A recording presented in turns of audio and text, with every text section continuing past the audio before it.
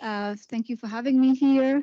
I don't know if you are aware of what's happening in Davos this week. It's interesting that the main topic of all the politicians, tech leaders, and leaders from all organizations is AI. And they're talking about the benefits of AI, how to implement it, challenges, risk, responsible AI, and regulations and cooperation between the private sector and governments because AI is affecting everything.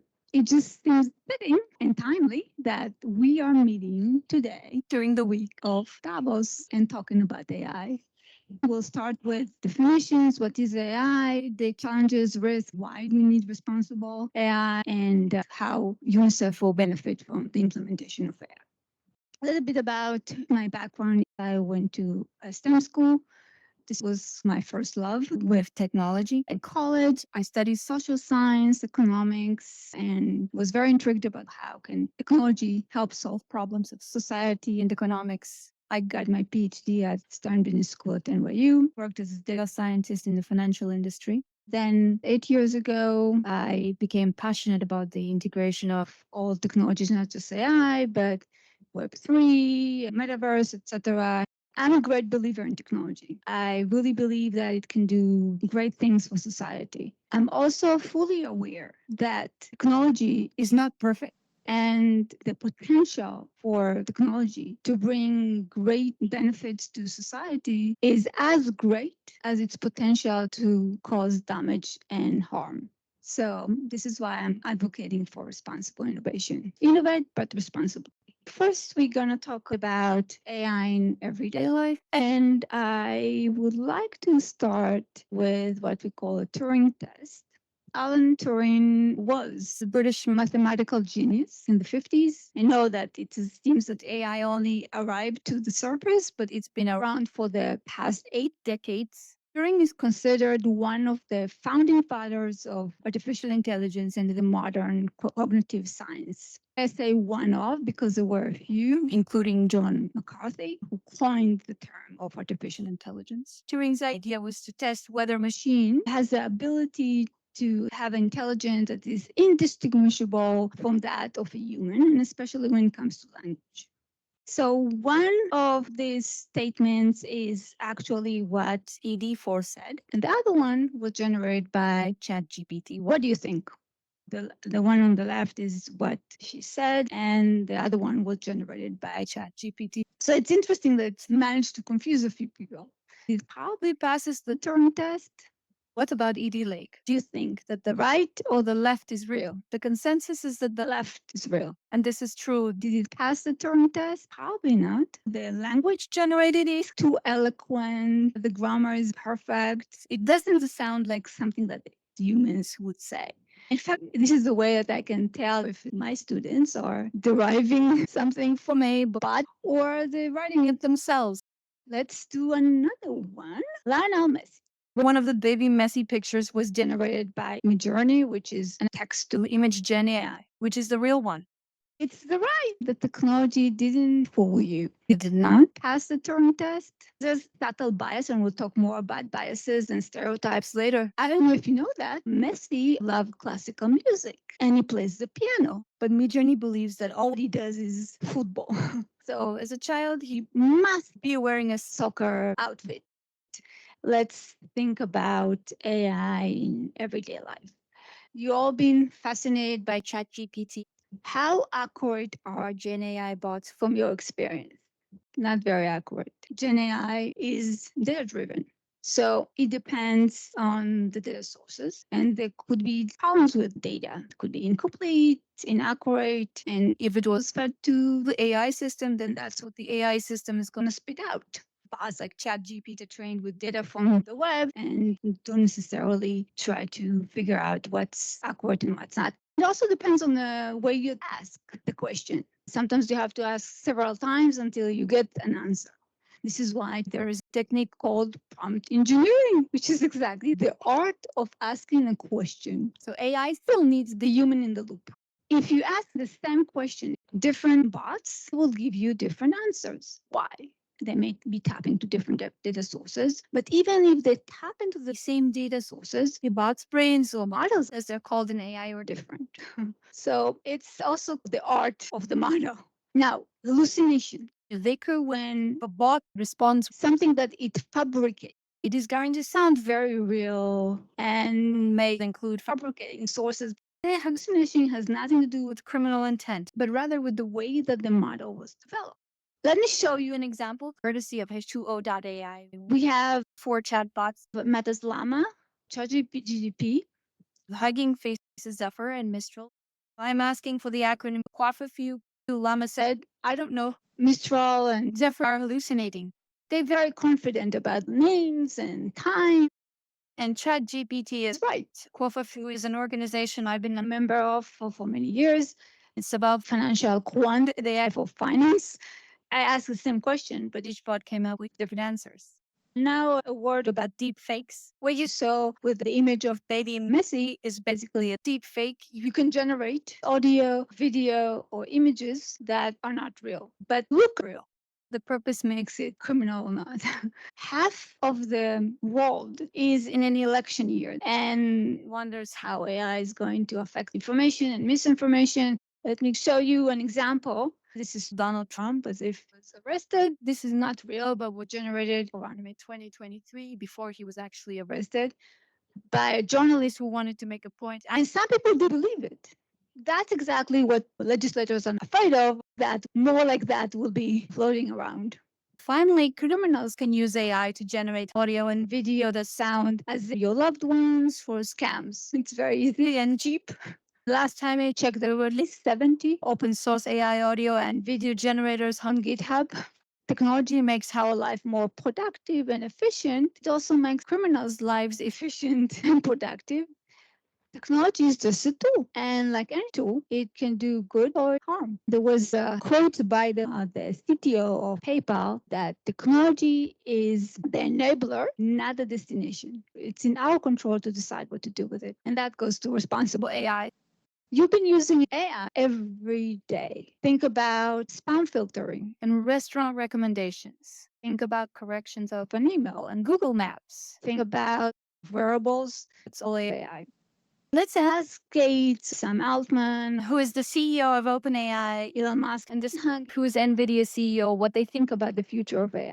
For Gates, it's what we call assistant AI. Today, you have different apps. You want to write an email, you open one app. You want to reserve a table, you open another app. Bill Gates believes that in the next 5 years, you will have one app that does everything by learning and interconnecting your personality, your relationships, your purchasing habits, etc. But there are inherent privacy and security risks to this approach. For Sam Altman, it is Assistant API, which is Application Programming Interface. Basically, it helps developers add sophisticated AI functionalities to their apps without running code. Jensen Huang is the CEO of NVIDIA, the major provider of GPU chips. GPUs or graphics processing units are very popular in gaming, but also accelerate a lot of AI workloads. Huang says that in the next 5 years, we will reach artificial general AI, which is a type of AI that can do everything as good, if not better, than a human. Finally, Elon Musk believes that there will come a point when AI does everything for you. No one is going to work. There will be a world of abundance. It's interesting that at the same time, he says that AI can be a threat to civilization and calls for regulators to interfere. Do you see any biases in these deep fakes, like cultural or gender or anything? There is cultural bias. Hung is Asian and his crowd is mostly Asian. Age-wise, Altman's crowd is younger. Gender-wise, there are very few women. Where does AI intelligence come from? Models, which are the AI brains, are fed data. And who creates this data? Us, right? So the biases we just saw are probably something that we consciously or unconsciously created. Every subtlety of bias exists in the data. The Organization for Economic Cooperation and Development came up with an AI definition. Everything that is fed data and outputs data, such as predictions, insight, and assessments, is AI. ML, meaning machine learning, is a term you'll often hear in AI. ML is the subset of AI that makes AI systems learn from data without being explicitly programmed to do so and enables the predictions, insight, and assessments, etc. So, is Gen AI really intelligent? Intelligence can be defined as a faculty of mind by which order is perceived in a situation previously considered as a disorder. Now, we already saw that it all depends on the art of the prompting, on the way that the human interacts with the bot. So, Gen AI is not fully intelligent. We already mentioned that AI loves data, but it all depends on the data. Data is a very central component of AI. AI will not live without data. The onus is on the data. Let me show you the definitions of large language models, Gemini, and foundation models because regulations are very much focusing on them. Regulations are not just about the model, but also about the data, the training of the model, and transparency. I'm not going to talk too much about the regulations. You have all this information in the presentation. What is LLM, which is large language model? Basically, it is a digital representation of language. Now, large comes from the fact that the model has billions of parameters. What are parameters? Think about the LLM as a giant library. Parameters are like the organization system of that library. More parameters is like having a super organized library where you can find the exact book you need, discover related work, and explore different topics seamlessly. Modern LLMs have trillions of parameters, so their responses are very granular and very refined. Examples of LLMs are GPT, which stands for Generative Pre-trained Transformer, and which is the LLM on which ChatGPT is based, and Llama, which stands for Large Language Model Meta AI. Now, Gen AI generating, what does it generate? It generates content. We already saw some examples. We have this nice sketch from Midjourney on the slide, realistic images from Vivid AI and Perchance, and summaries from Copilot. So Gen AI is anything that generates content such as audio, video, text, images, etc. And lastly, foundation models, which are models trained on a broad range of data at scale and on which more specific AI systems built. Examples of foundation models are LLMs like GPT, on which ChatGPT is based, and image generation models like DALL-E, on which Bing image creators built. Foundation models are the focus of most of the regulations. The 2021 EU Act on AI was mostly about levels of risk, from minimal to limited, high, and unacceptable risk to the safety of citizens. Because of the popularity of Gemini, they wrote a new article completely focused on foundation and models with requirements about the data transparency, model training, and risk assessment. We talked about the crucial importance of data, which means that we need to govern and manage it. Let's start with data management because data governance is one aspect of data management. Data management includes data architecture, storage, stewardship, and everything that has to do with data life cycle from the day it enters the system to the day it retires, if it retires. Best practices in data management start with establishing business goals. They include establishing standards and procedures for the data lifecycle, focusing on security, data cleaning, interoperability between the different data sets, etc. Basically, to get really good insights, we need really good data. And that's what data management is all about. Data governance is basically policies and procedures specifically about the availability, quality, and security of the data. Quality is crucial because without it, we will get inconsistent, inaccurate, or biased results. Best practices include establishing and enforcing data quality rules and prioritizing data security and privacy, which is especially important for UNICEF because you're dealing with sensitive beneficiary data.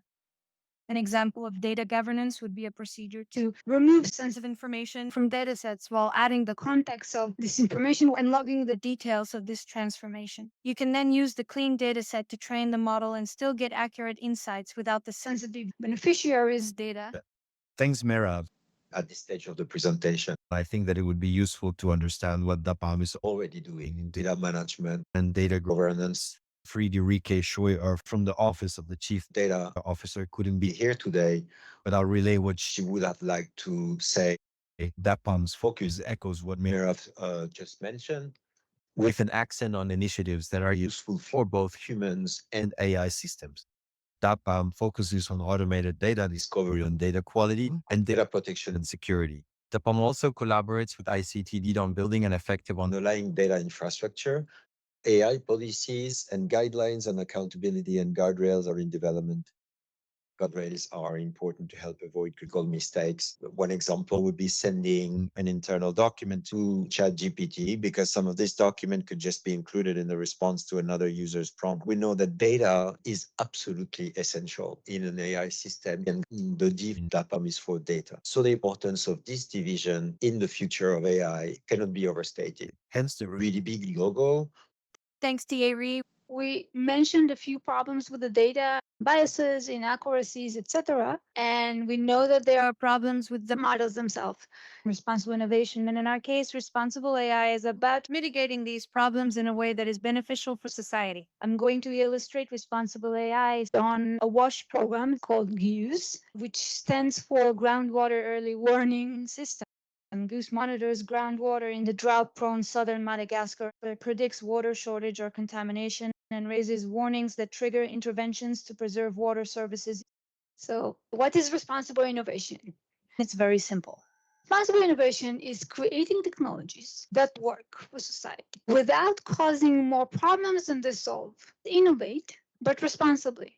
It's almost impossible to have zero problems with AI systems, but at least responsible innovation or responsible AI can minimize them as much as possible.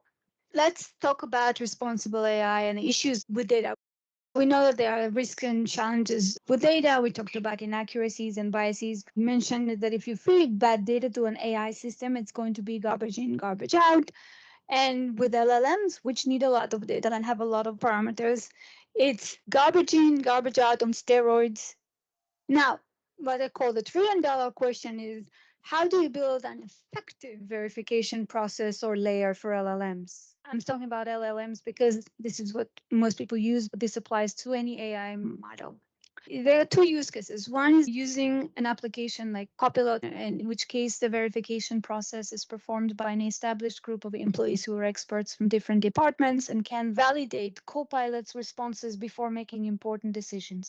The other use case is when you're building an AI application like Unibot, whether internally or in partnership with a company, then you are the verification process. You are accountable for the development, the generated information accuracy, which means that you are also accountable for the training data accuracy.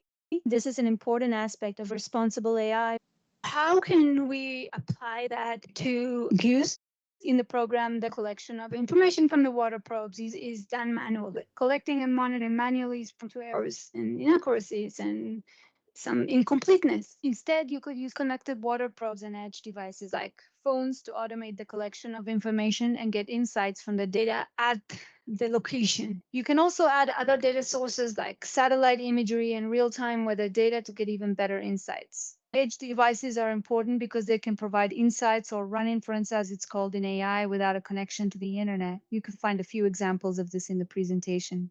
I want to show you how bias leads to discrimination. The Stanford paper studies biases and stereotypes in text to image applications. It's in your face, so to speak. When you send a prompt for a beautiful person, the app only shows white persons. A software engineer is always a male. What strikes me the most is when you send a prompt for a white poor person, the app still generated pictures of black persons. This is why responsible AI is so important in a global organization like yours, because ensuring equal representation in data sets is very challenging. Auditability, accountability, and explainability are other responsible AI techniques to mitigate bias. So, how could bias get into use? There could be overrepresentation of community in the data, so they would be more likely to get better or more resources. Every community must have similar representation in the data. Let's look in more details at responsible AI techniques. Auditability is about keeping an audit trail of all changes in the data, the model, and the code. Auditing has to be performed throughout the life of the AI system. Accountability. Remember, humans are accountable for the data they're using, the model, they're developing and the insights generated by the model. Finally, AI models are black boxes. Often they can't explain their outputs. Explainable AI or XAI is a set of methods and procedures to explain the model. For example, visualizing the decision-making process as a tree-like structure. XAI is important, for example, in patient care situations. How are we going to apply these techniques to use the requirements for keeping an audit trail and making the development team accountable? Applied to this program, XAI can show the reasoning behind the program to build trust in the AI system within the community. On this topic, I want to mention the concept of contestable AI.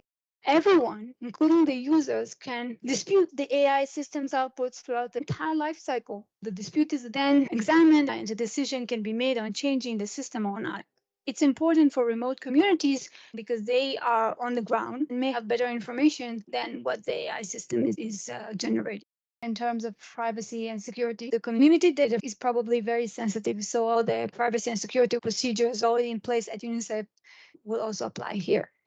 Some design suggestions for AI systems. One is reactive versus proactive approaches. In a reactive approach, you found bias and you fix it. A proactive approach is more preventive. For example, you already have guidelines or policies that say that every child gets education, no matter the gender, disability, etc.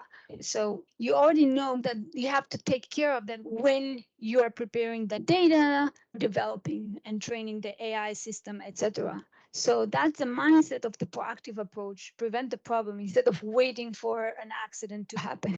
Another suggestion is a Web3 approach with blockchain, which is everything that AI is not. It is transparent, immutable, and tamper-free. So it's ideal for implementing auditability, transparency, and accountability, as it gives you a timestamped end-to-end view of the data that entered the system, who coded what, who modified, etc. It doesn't mean that there won't be problems, but at least everything is visible. FICO, US-based financial company, has been using this approach for several years and have patented their solution. Another suggestion is to engage all stakeholders, making sure that everyone knows about the development, training, and operation of the models and provide feedback. Finally, AI development is different from traditional software development because of all the potential data problems discussed. On top of software development issues, you have to be attentive to data throughout the entire life cycle, from the model development to the training to the testing to deployment and post deployment. How would that apply to GEWS? You already know that all the communities must get adequate resources, so you can take this into account. Then the proactive approach, a Web3 solution with the perpetual feedback from the communities, and contestable AI will maximize the quality of the system responses and its trustworthiness. There are a lot of resources in the presentation about agriculture and nutrition applications already deployed in Africa. Who's going to benefit from AI here? UNICEF employees will see productivity gains. Research shows productivity and efficiency increasing with the complexity of a task. Also, the less skilled persons are, the more they are benefiting from AI. So it's helping narrowing the skill gap. You can click on this link to know more about research on productivity. There are many tools for automation, from summarizing reports to helping with emails, generating meetings, action items, etc. You can just click on these links and see the examples. Some are free and some others you pay for, like Copilot, which is not cheap. UNICEF is getting a discount around $30 per user per month. So with about 20,000 employees, you get in the millions. You're building Unibot on OpenAI, which uses a token-based system. Basically, every word is a token, which costs zero point 0.6 cents. As you pay for each token in and token out, a 60-page report can cost up to several $1,000s.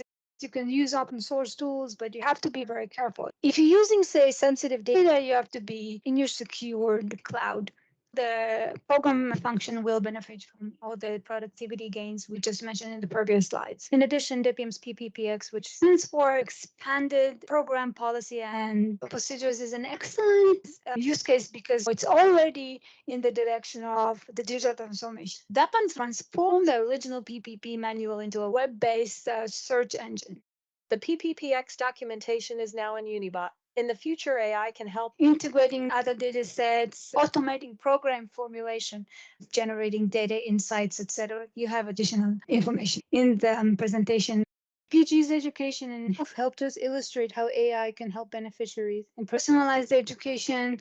You can think about a data-driven AI to are customized to the learner's pace, interest, learning disabilities, even need, etc. In personalized healthcare, AI can make the medicine dosage very precise and not just based on the weight, but also on the genetics, environment, and other factors.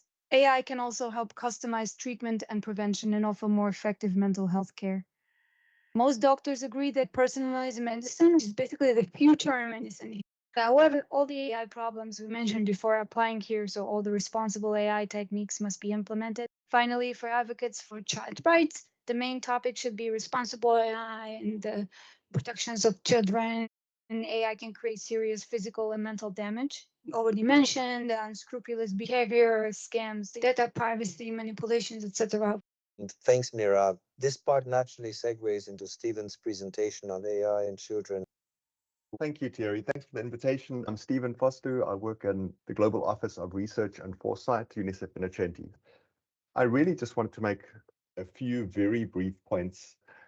I think the main point really is that, and I think, Ian, thank you for putting this in the chat, that UNICEF has a few roles to play.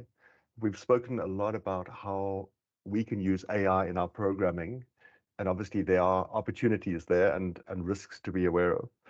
But we also need to make sure that the children and youths, who are the largest online cohort and at the forefront of interacting with AI systems and have been for years, are also protected and empowered.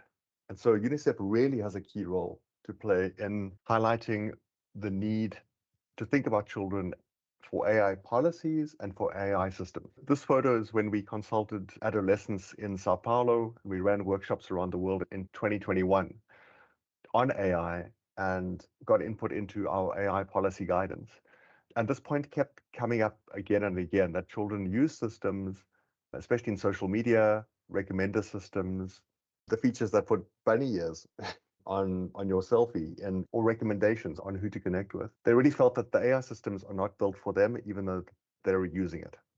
We just did some analysis, some brief analysis in the UNICEF Global Outlook report that was released last week. And we looked at 10 national AI strategies, and we actually used AI to do this analysis. It was an interesting exercise. We did this analysis previously in 2019 using human coding. But basically, the point is that there really is not a lot of attention being paid to children. So these are firstly AI strategies that mention children. Many don't even mention them. And they really just think of children in terms of the future workforce and not really addressing children's developmental needs, what AI means for their education provision, their healthcare, their participation. And so the point really is that even as we try and influence regulators and policymakers and systems and use AI ourselves, one of the biggest user groups of AI systems are really not being reflected in how the systems are developed or in how they're shaped and how the policy is shaped. And that has to change. And so it's really just a plug for UNICEF also looking externally and trying to shape global discourse and global AI systems that are more child-centered. And we need to do a lot more research. We really don't know the impacts of AI in children, the good impacts and the negative impacts. And we especially don't know how children in the global south are using AI systems, generative AI systems. There's some data points that come from the global north that say that kids are using it a lot, but we don't know about the south. The last point really, and this goes without saying, but if we promote responsible AI to the world, we need to be doing all of those things ourselves. And so I personally think that the AI task force needs to be a lot better funded from the get-go and really focus on the risk aspects, the responsible aspects, and the opportunities. Thank you.